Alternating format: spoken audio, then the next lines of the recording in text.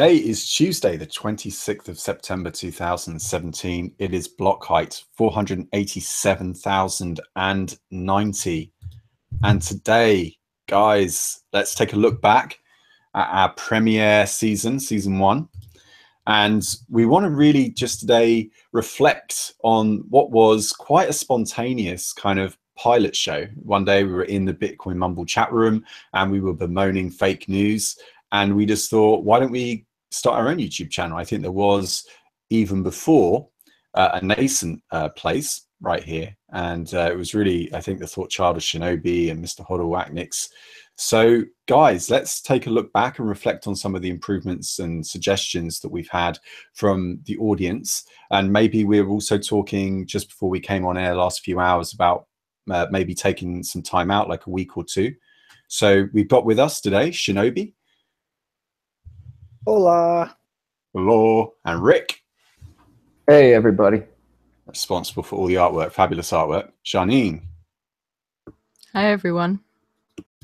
And we got Aknix from the Bitcoin bus. Hey, how's it going? And he really is in a bus that he's built himself, an RV off the It grid. is. It's a bus. So cool. So cool. So guys, so yeah, we were talking on the Mumble and we thought we'd come on air. We're not going to do the regular news. This show doesn't actually have a number. We thought yesterday's show, I was out. I was at a business meeting and I couldn't make it, but there were 30 episodes. We thought 30 was a nice round number. And we also realized that we just kind of jumped into this thing, and probably because we've had a couple of technical issues, like with internet connections and so forth. I think a lot of you were sort of expressing in the comments, like, we really love what, you know, Shinobi's saying, but sometimes the internet cuts out just that wrong moment. And I think a lot of people now expect, you know, they're used to seeing 4K video, for example, on live streams. And at the moment, I think my internet and Shinobi's internet is barely good enough for, you know, for 1080. And I know Aknix, you're on the move as well. So you've got one of the best connections of all of us, but you're on mobile most of the time. So we thought we'd just take this time out to go over some of the suggestions and proposals and see if we can get like a timeline for improving it, and also what kind of content we can hope to give our viewers in the time where we're not doing these daily live shows for a while. Yeah, I mean, I think, you know, we've had a couple different ideas bouncing around. Like, I know Janine, she wants to go into it in a minute, has been bouncing around an idea for her own show and her own content to deliver that I would definitely like to see happen. I've kind of been playing around with the idea of a more basic explain like I'm five kind of educational series, and also something more informative, specifically dealing with privacy, as especially dealing with a blockchain system that can be a very complicated issue that I think people don't really grasp the ins and outs of. And a lot of other people in the Mumble community they're really thinking about what other kinds of formats and what other kinds of content we can deliver to you guys. And I think, you know, while we're kind of taking this break and reassessing some of the logistical issues and the content quality for Block Digest, I think all of us are kind of going to play around with that stuff. So, I mean, you might have a week or two off from the digest proper, but we're definitely going to be pushing content out there in the meantime. Yeah, so what we like to do sometimes is, if we're having a good chat in the chat room, one of us will just hit record, and then after, you know, the conversation kind of settles down or diverges into a different topic, the person that's recorded it might be, you know, Shinobi, me, or Rick or someone. We might say, oh guys, I thought we were having a really good conversation about backing up your seeds for your Trezor wallet, which we actually did do a couple of weeks ago. And actually, I think a lot of people would have benefited from listening to that conversation, because you've got a lot of really experienced Bitcoiners and, you know, in this chat room that are just sharing their knowledge and are just discussing techniques for securing their coins. And it would be cool if we could just like edit some of that together, like we did with the Luke Deshire interview. Some of those set pieces you see, the videos that have the black background with the portraits, what we're trying to do is do like a whole playlist just of set pieces like that, short sort of conversational salon style conversations that spontaneously come up on the chat room, that we would then edit together and surface here on YouTube so that more people can have access to it. So you can look forward to getting some of that in the coming weeks. Well, yeah, I mean, we just have such great conversations in there all the time. And yeah, you know, we're always like, wait, did anyone record that? So, Yeah. You have to be careful for people's privacy. Obviously, we don't want anyone to end up being put all over the internet when they had the expectation of being in a private, closed kind of conversation. But also, when we talked about, like, obviously naming the channel, and then things like with the educational stuff, the question came up of, like, well, should we do it all under one roof and do what we're sort of trying to do on World Crypto Network, or should we do like a more distributed approach where anyone who has an idea for a show format is encouraged to set up their own YouTube channel, and then as a group of people we just go ahead and promote that and maybe create playlists on our own channel or something, and link away to it? Yeah, I definitely think that's a much healthier, and I think ultimately a more productive route to take. You know, actually let the people who are trying to create their own content or provide information actually have more of a direct control over that themselves, or a free hand, as opposed to trying to really strictly control everything. Because I mean, this is a community of mostly libertarians and in some cases anarchists, and I don't really see it as too compatible with the ethos of the entire space to try to cram everything into a formal structure or a bureaucracy with dictates from down on top. And I think it's really time we actually start trying to flesh a lot of that out.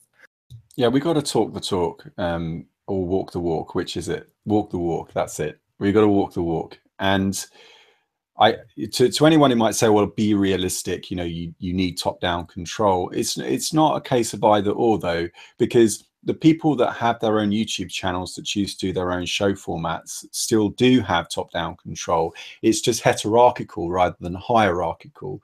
And when you say to somebody, look, there is no ego involved here. This isn't about some, you know, fat controller, you know, dictating to everybody down below, you know, how they should do their shows, how they should format it. It's really about voluntary association with a like-minded individual. And you use the word libertarian, but I think that means different things to different people depending on what country they're in. But actually, a lot of these people I would just describe as free, independent thinkers. Maybe they're left-leaning, maybe they're right-leaning. Janine, did you have a point to make? Yeah, I think one of the things we were talking about in the Mumble chat was that we want to be able to distinguish ourselves not only as good curators of news, but we also want to add, we don't want to just curate the news, we want to add to it with our discussion. We want to do, you know, original research behind all the stories we present. And I think that one of the reasons why we want to kind of take a break is that we want to push out the content like the interview format stuff that we've done a few times, where we've actually, you know, talked to developers, and it's only been a few minutes, but those end up being like that's been some of our most popular videos, because, you know, you don't often get a lot of direct conversation happening with Bitcoin developers. I think that's one of the major deficiencies in the space, is that we don't actually end up talking to a lot of developers. And so we wanted to kind of take a break where we can focus more on developing that content instead of being pressured to develop a daily show where you know, most of it is just curating other people's work. And then, you know, we also want to provide our original thoughts as well.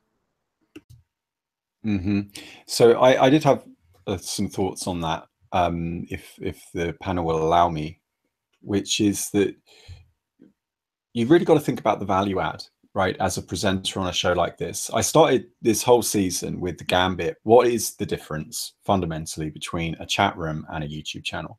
And the only real difference is the top-down format that you get with YouTube. The only reason you are not with me now in this conversation is because this software doesn't allow for symmetric flow. It doesn't allow for you to engage with me in the same level. It is top-down to some extent. It's not hub and spoke in the same way that the legacy broadcasting system is, where you're forced to only watch a certain number of channels and you have to pay a high cost of entry in order to become one of those channels yourself. But it does nevertheless create this virtual stage where it is assumed that I am, you know, higher, and therefore my opinions must be worth more, and I have the ability to control the camera. And that is fine, except what if you know more than me? We are in a community like Bitcoin, as I said, full of free and independent thinkers, and that means that there are some really, really smart people that And it's certainly in an age today where bullshit will get you very, very far in life. It will get you into all kinds of positions. But in Bitcoin, you will come up against some fierce critics. And I want to create a show that allows space for criticism. I think a lot of what I've seen in recent months in the crypto community is a lot of hostility and animosity in the face of criticism, taking things very personally, finding it as like a personal attack, when actually criticism should be encouraged, it should be lent into. I think what we need is, a lot of courage. And I also want to combat something else, which is this kind of this narcissism. I think a lot of people have come into crypto, they see a wave. I think obviously people are opportunistic in times of transition. I think that's understandable. But I've seen a lot of people come into this space and seen it as an opportunity to become a celebrity of sorts, right? To become like an industry celeb and create this kind of personality without necessarily having, the credentials or even the self-evident credentials, the ones that you just can witness from a very well articulated argument, and over time just get to know that person and can validate for themselves that they know what the hell they're talking about, because they respond well to any kind of scrutiny, right? And I think that kind of legitimacy, like if you do want to become like a celebrity, something that I've tried to avoid, and I don't want to have thousands of followers. Once you have that should be earned. That legitimacy has to be earned. I don't think it can be something where, someone simply, a tick box of turnkey, like, okay, go to conferences, check, get on this channel, check, get the endorsement of this, high profile person, check. And once you've gone through these checklists, you're automatically sort of propelled into the spotlight. I think what we do very well in the Bitcoin Mumble chat room is we hold people accountable. If somebody comes in and they say something that is bullshit, we're not going to be intimidated by any of that crap. Like, we're just going to tell it how it is. We're just going to be straight shooters, right? Yeah, I mean, that's definitely, a big part of the intent here. It's like, in this space especially, there are people who know more than others.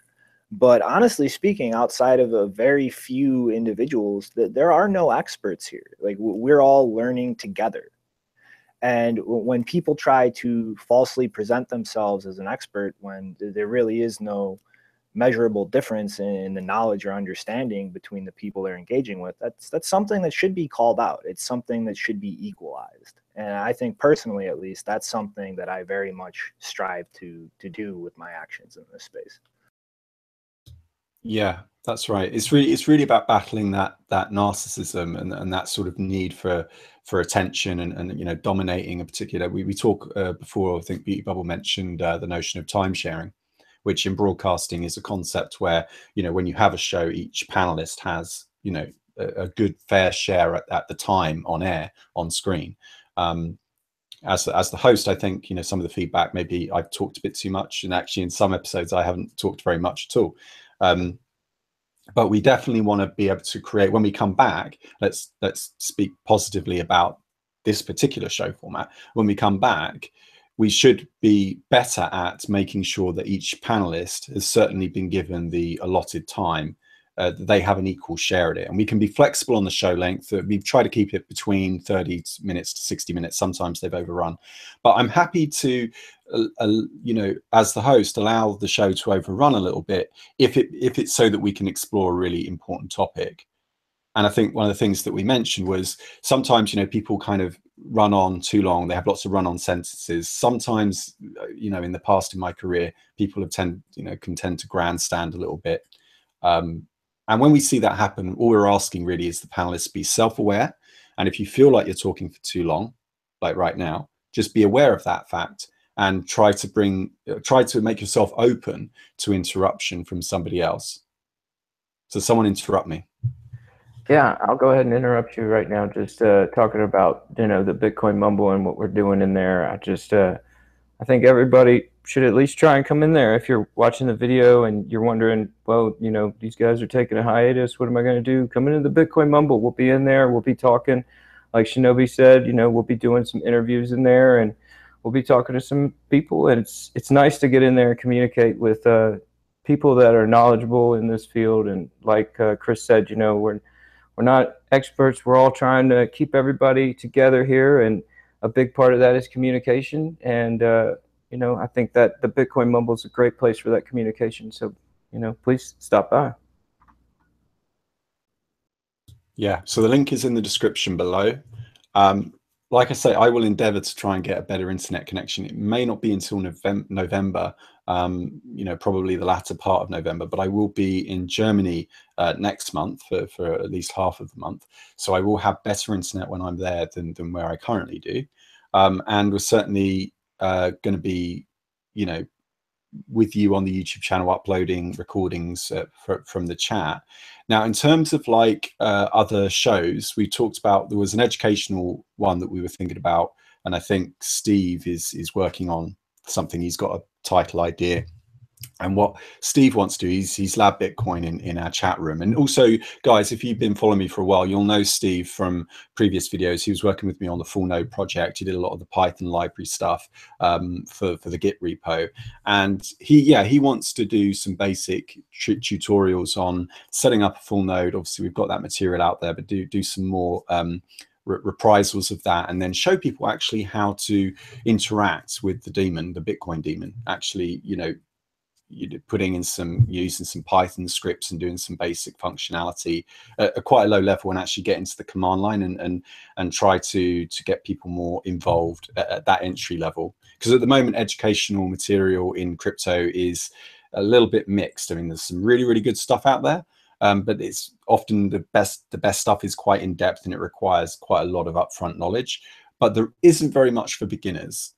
Right, the stuff that you get for beginners tends to be Eli 5 stuff, right? It tends to be like really remedial, and you'd never be able to get off the ground with, you know, starting with a full node. So we kind of want to go somewhere a little bit in between. Something as simple as like just exercising the command line, like figuring out how to do some of these payments in the CLI instead of in the GUI can give you that extra confidence and really kind of reassure you of what you're doing, I guess. Yeah, exactly. I want to get people over that initial fear of the command line, right? If that would be one stated aim, is I think for a lot of people out there, I think there's a lot of you know, latent talent and ability in our community, and a lot of people, you know, they fall back on social media and they just go into marketing and they go into that kind of promotion. But actually, if you get them engaged and you actually, like, say, the command line isn't that scary, it is for civilians too. You can be on the front line, you can get into this. I think it's great for giving people, you know, some extra skill sets. And also from the chat room, we've got Gugu is saying that he likes topics of cybersecurity, VPNs, and those things, privacy related. And Sharneen, absolutely, go speak about that. Yeah, so I've actually had a plan for almost a year now. I think I initially came up with the idea in December, at the end of 2016, but I've been thinking about starting a show called Crypto Kitties, which does go over cybersecurity stuff. And the reason it's called Crypto Kitties is two reasons. One, I want to structure the show in a way that I'm showing you how to create your own, because it's about encryption tools. So you'd be creating a kit, like a toolkit of encryption tools. And then another reason why it's called Crypto Kitties is because I'm going to be using cats throughout the presentation and using cat memes and cat terms just to make it more fun, and, you know, less serious and scary. And so that show will, I haven't organized the entire structure of it yet, all of the episodes, but I think the first one is going to be about just basic browser security, like plugins to install, stuff like, you know, trying to always use HTTPS for websites and things like that. And then it'll get into more complicated things like VPNs and Tor, and also encrypted chat tools and encrypted file sharing and all of that. So that's also coming in the future.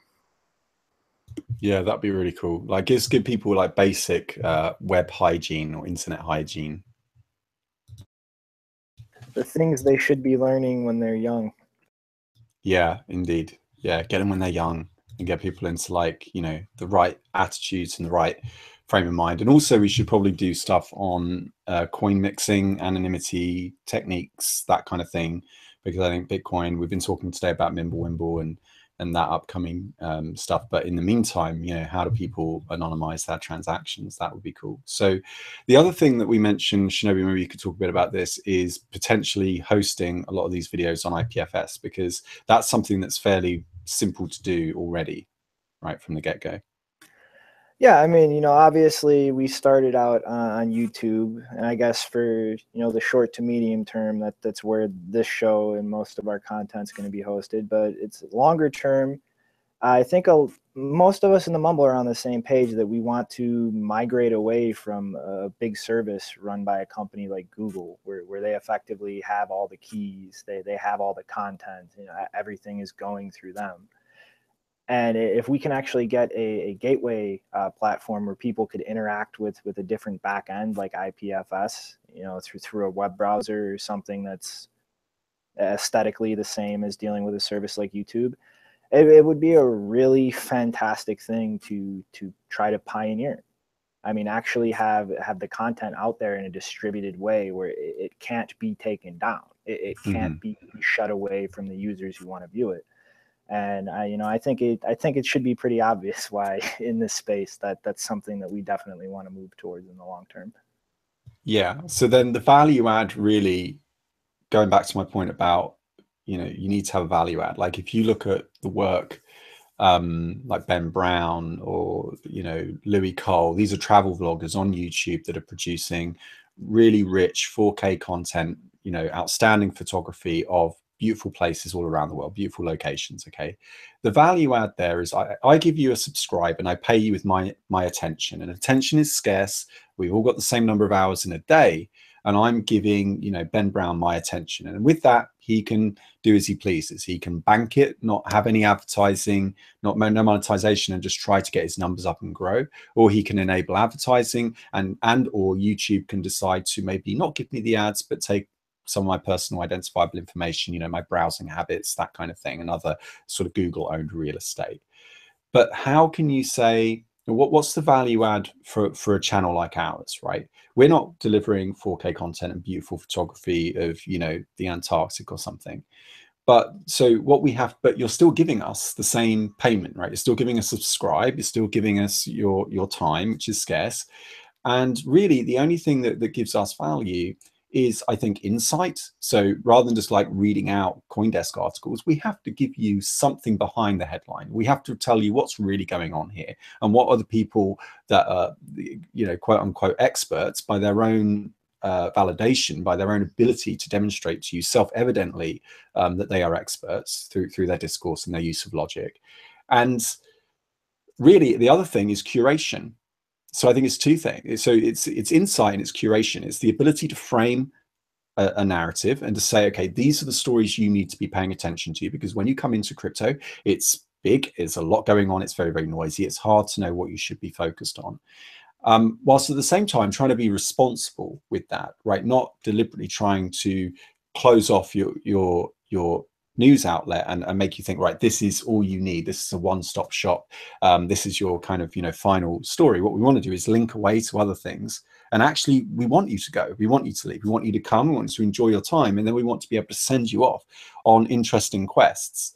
And with the IPFS thing, I think that value becomes, you know, real. Like we can actually say independently that the value add comes from us as a community inside of the Bitcoin Mumble chat, rather than this is just another YouTube channel that wants to grow and get, you know, 10,000 subscribers and eventually bro down on all the ad revenue or something. You know, if we've got a decentralized or a distributed system on a back end of a website, anyone can mimic it. Anyone can borrow it, anyone can download that code, anyone can run their own one, they can set up their own banner, and they can become their own curators, they can offer their own insight. And the really cool thing is, because it's hierarchical, we are equal with them. They are equal with us. So we can link to them and they can link back.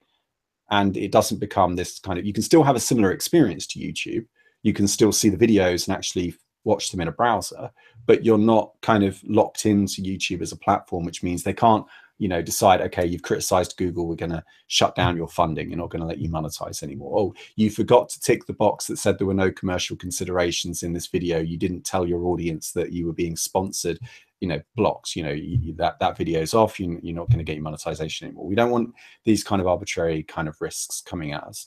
And yeah, okay, that might mean we won't get 10,000 subscribers, but that's a sacrifice I'm willing to make. Yeah, I mean, ultimately, like this isn't about like feeding our egos. This is trying to put out valuable information in a sea of just nonsense and attention grabbing. I mean, that's why, at least for me personally, like I came into this space completely anonymously, and I intend to stay that way.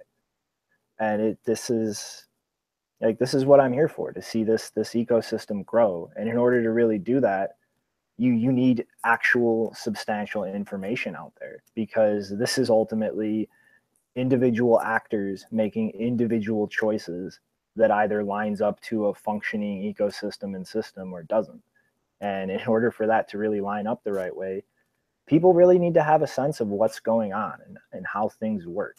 And there's a lot of people out there trying to do that, but it's just, I see a lot of people falling short because of a lack of time that they can put into it, or because they just gravitate towards simply, seeking attention or monetization. And I really feel like, if we can keep moving in the direction we're moving and keep in line with the values that everybody here is trying to hold to, we can move past those obstacles that seem to just be stopping and making a lot of these other people fall short of that goal. Yeah, indeed. So anything else to cover? When do we want to come back? So it's the 26th today, and I suggest maybe we just take this week out, chill out. Shinobi, when do you reckon, do you think you could get your internet boosted? Yeah, I'm going to do some tests and try to figure out exactly where the issue is coming from, whether it's Wi-Fi interference or actually like the ISP connection. I'm still a little unclear. It's kind of been touch and go, but I'm definitely going to be on that by the end of today. And Acnix? Yeah, I think a week sounds good. Hopefully, yeah. Oh, yeah, see, so Acnix needs to get his internet sorted out. You cut out. Are you back with us? Oh, no. Yeah, that's part of my plan, too. I got to get another internet card, I think, because I'm on mobile. So I got to do another one of those. And, yeah, I don't know. It's probably going to be a learning process figuring that part out. Yeah, cool. And also, we want to see your Bitcoin bust, man. We've got to get you doing a video. You've got a really cool camera as well, right? On your phone. You can give some really good footage. Yeah. Yeah, I'm meaning to do kind of like an intro show, and then I'll link from here, maybe do a little bit of it here, and then kind of link out to another video, maybe. Not quite sure yet. And then we'll do maybe like a Bitcoin-centric episode where once I get the miner in here for heat and that kind of thing, we'll see how it works out. Yeah, indeed. Yeah, so we don't want this sort of like, what we're really standing for is we're trying to repel this sort of cult of personality. We want to keep it real. We want to really get people that just want to talk to each other on the same level, right? And there are people in this community, as we say, that frequent these various different chat rooms around the interwebs who really know their shit. In fact, some of the smartest things that I've ever heard in this community have come from just the weirdest, strangest places, not the popular places. It comes from like some IRC channel where there's like, 10 devs in there, and they're all like, talking shit, or it's on the IRC relay on the Bitcoin core Slack, which now, it used to be really popular, but now it's kind of, people are drifting away, and there was, various Telegram groups. So, for us to be able to curate some of that and to fish some of it out, and to then be able to present something to, a broader audience, or make it more discoverable for people on the interwebs, because a lot of people, they get their information by reading. Some people get their information in two-way conversation, and some people just get their information from video. And there's a lot of people like that. They just browse YouTube. They have it on in the background. Also, audio as well was another suggestion we had. Converting all of our videos into audio, putting them up into SoundCloud or some equivalent subscription service.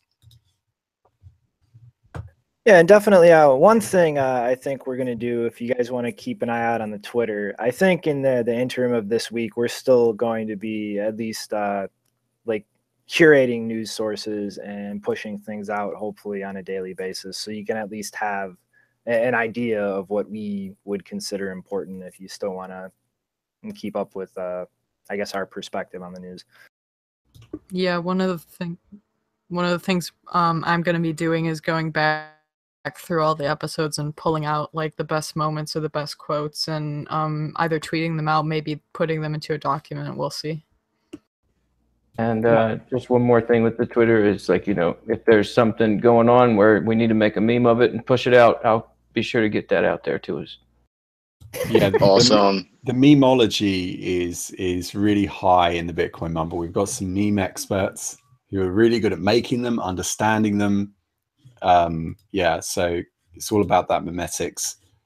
Okay, good show, guys. So I guess we'll have a little afterglow as well with Beauty Bubble. She hosts those after every show. Really does help to inform a lot of the personality and the color that you see when you join us each day. And also remember to say thank you to everybody, all of you that have supported us. It's feels like a very nice community of people who are like-minded. They don't tolerate fools. They stand up to bullshit. They question things, and that's what we're really all about. Creating free, independent thinkers. So, any final words? Yeah, thanks for listening, guys. Yeah. You go ahead, Shinobi. I was just literally going to reiterate what Scam said. Like, we really appreciate that everybody actually sees something of value in what we're doing here. Yeah, I was going to say the same thing. Thanks for being with us throughout this opening pilot season, and hope to see you back. Yeah, indeed. Yeah, that's the key takeaway here. We do look forward to coming back. We just want to take some time out and get some stuff organized when we come back. Can't promise that the internet will be improved for all of us, but I will try and endeavor to get better internet so that we don't have those annoying cutouts at times. And yes, Paula, we'll be making sure that all our videos do have sound in the future, and certainly the sound does take a precedent over the video quality as well, I think, as mentioned. And so let me quickly go through the chat box. James, thanks very much for joining us, and I'm glad you like my sexy voice. And we should probably get you on here, man, at some point. That's kind of funny. Apparently you've got your own YouTube channel. I haven't checked out any of your videos yet, but I'll do that in the near future. And yeah, talking about KeyPass, so password managers, and also like with things like password management, there's so much to say about those types of topics. You can go as deep as you want because there are so many considerations you should think about when you get a password manager. All right. Well, thanks very much, everybody. And I will look forward to seeing you very soon. Thanks for joining us again. And remember, if you enjoyed the show, you can hit the like and subscribe button, but only if you want to. Bye for now.